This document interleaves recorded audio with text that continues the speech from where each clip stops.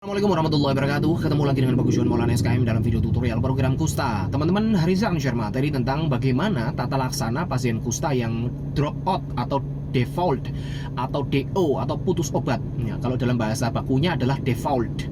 Jadi kalau pasien putus obat kita sebut default. Kalau dalam register monitoring di kolom tanggal dia ngambil obat, dia putus obat, maka kita tulis def, atau def adalah singkatan dari default gitu ya.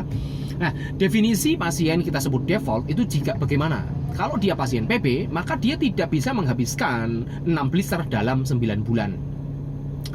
Jadi kalau pasien dalam pengobatan terus kita perkirakan dia tidak akan sanggup menghabiskan 6 blister dalam 9 bulan, maka dia disebut default atau sudah dinyatakan putus obat. Ini contohnya begini.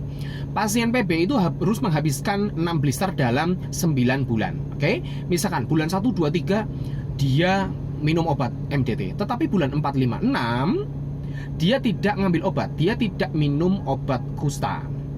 Nah, maka pada bulan berikutnya, bulan 7 ini, maka dia kita sebut default atau dinyatakan putus obat.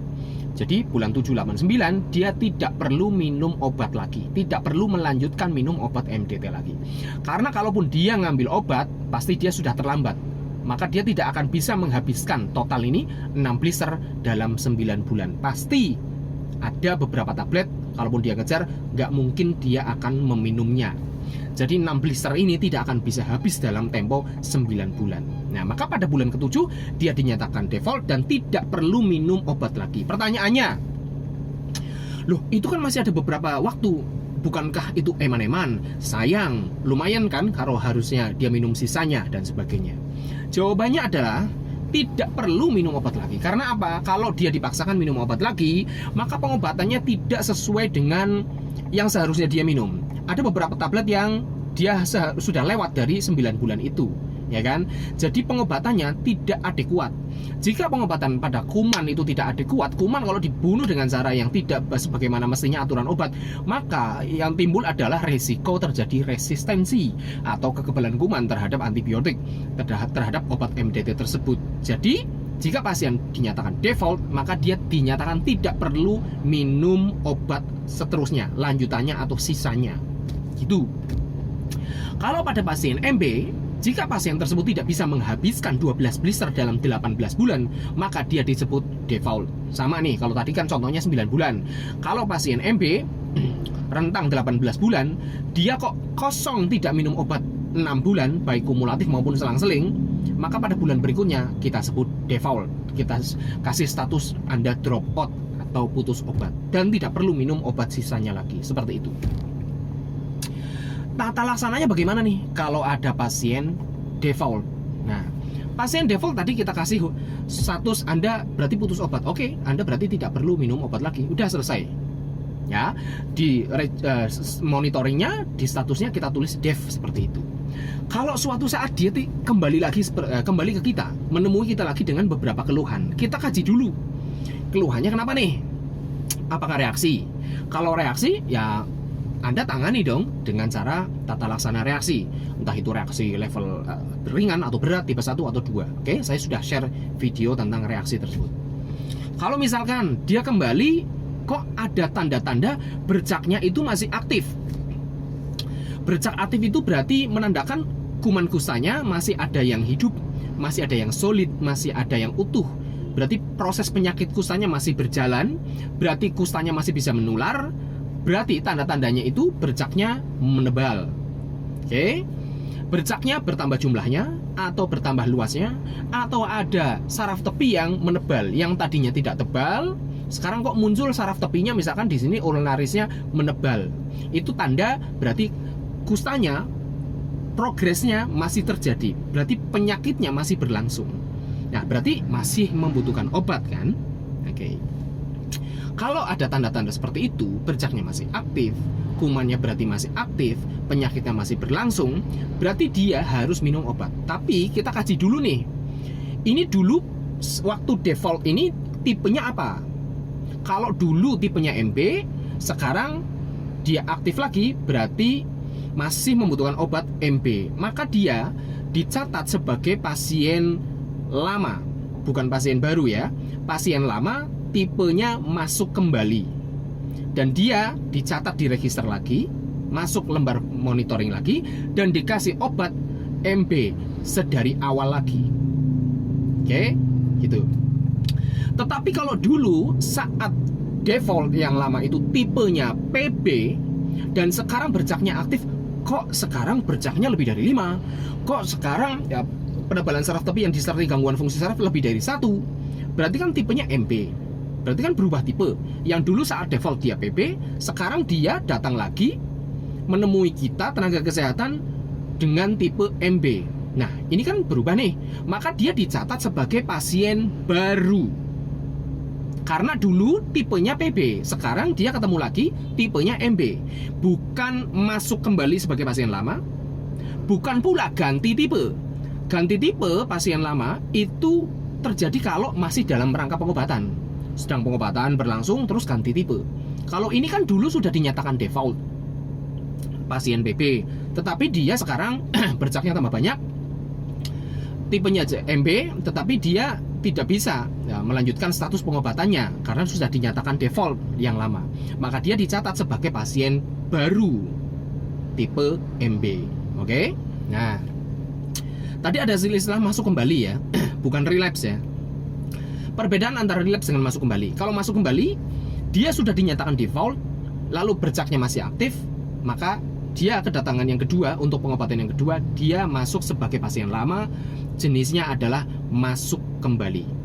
Kalau relapse beda. Kalau relapse itu dulu dinyatakan RFT, pasien sudah RFT, kok bercaknya masih aktif, dia datang kembali untuk yang kedua kalinya, berobat lagi, dia namanya relapse. Oke, itu bedanya antara masuk kembali dengan relapse. Oke, kita cerita kedatangan yang kedua kali nih, ya.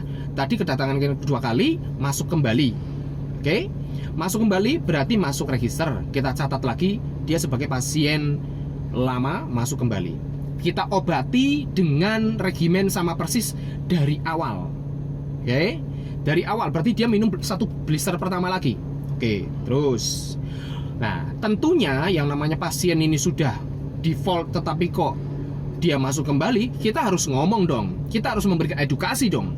Ini Anda jangan putus obat lagi. Anda seperti ini karena dulu putus obat sehingga kumannya tuh belum mati semuanya, sehingga Anda harus pengobatan dari awal lagi. Nah, jadi Anda harus memberikan edukasi pentingnya menyelesaikan pengobatan.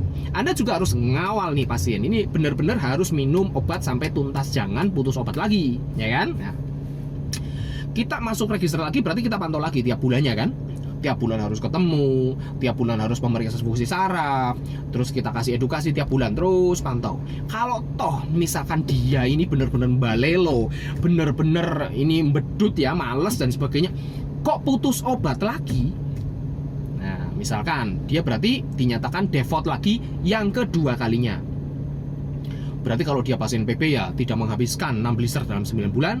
Kalau dia pasien MB berarti dia tidak menghabiskan 12 blister dalam 18 bulan. Status default yang kedua kali kita jatuhkan ke dia.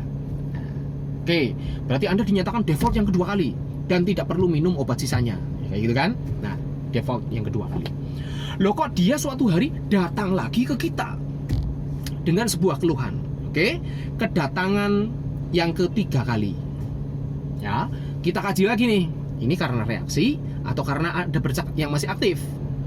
Kalau reaksi, ya silakan obati reaksinya. Kalau ada tanda-tanda bercaknya aktif lagi, yaitu bercaknya menebal, bercaknya tambah banyak, bercaknya bertambah lebar, atau ada saraf tepi yang menebal yang tadinya tidak ada menjadi ada, berarti kan dia bukti bahwa penyakit kustanya masih berlangsung, masih aktif, kumannya masih hidup. Oke, meskipun tidak melakukan pemeriksaan BTA skin smear ya, dari pemeriksaan fisik saja, maka berarti kan dia masih membutuhkan pengobatan.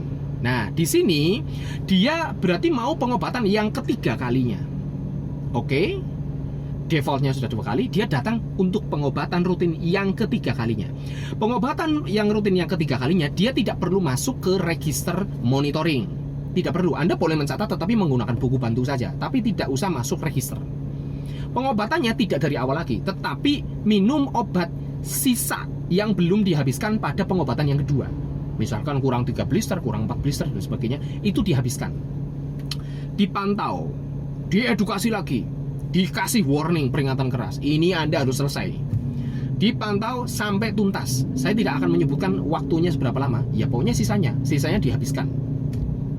Oke, di sini tidak ada aturan nih mau habis berapa lama, berapa blister dan berapa lama. Pokoknya dituntaskan, dihabiskan sisa dari pengobatan kedua ini di waktu pengobatan yang ketiga ini. Oke. Kalau toh lo kok dia default lagi, dia balelo, dia males, dia medut, dia tidak menyelesaikan lagi, berarti harusnya minum 4 blister, tapi misalkan kurang 1 blister, kok dia berhenti, nggak ke puskesmas lagi, nggak berobat lagi. Apa yang harus kita lakukan? Ya sudah, biarkan saja.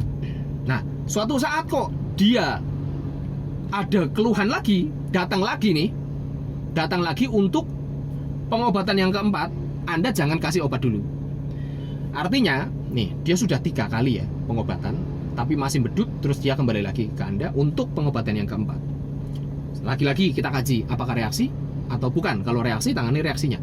Kalau bukan, kalau toh ada tanda-tanda bercaknya masih aktif, menebal, bertambah jumlah, bertambah luas, atau ada saraf tepi yang menebal yang tadinya tidak ada menjadi ada, jangan kasih obat dulu.